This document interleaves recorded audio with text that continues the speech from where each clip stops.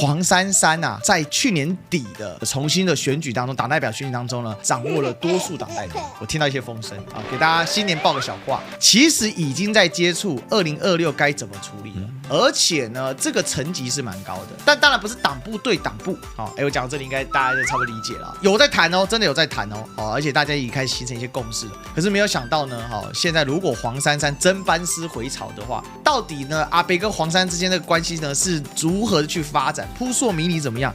但我觉得柯文哲应该不会那么笨啊。上一次因为蓝白分裂，人家现在大家酸他嘛，左脚是副总统，右脚是监狱，你到底要选哪一脚？